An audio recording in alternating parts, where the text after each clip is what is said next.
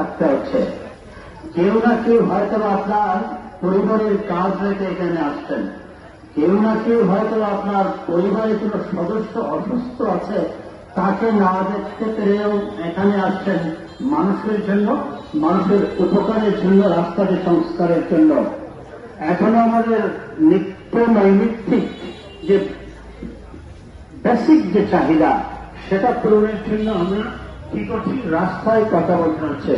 এই যে আপনারা কথা বলছেন, জোরে সত্য হচ্ছে, সাউন্ড জুড়ে যাওয়ার ফলে আপনারা যে জানেন তো, মানুষের স্মৃতিশক্তিতে কিন্তু এফেক্ট হয়। মানুষ একসময় তার কর্ণ দিয়ে শোনার তার শক্তিটা হারিয়ে ফেলে। কেন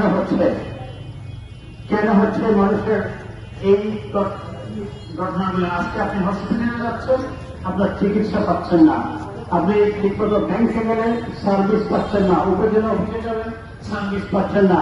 তার মানে সর্বক্ষেত্রেই এক ধরনের সর্বনাশী, সর্বগ্রাসী একটি সমাজ ব্যবস্থা আমাদেরকে আটকে ধরেছে। যে আটকে দেওয়ার কারণে এখন একজন মানুষ মনে করে যে এটা তার অধিকার নয়, এটা বোধহয় তার কাছে এক ধরনের করুণা মনে হয়। অথচ আপনি একজন রাষ্ট্রের নাগরিক হিসাবে রাষ্ট্র আপনাকে এই সকল অধিকার দিতে বাধ্য। আপনি ট্যাক্স পে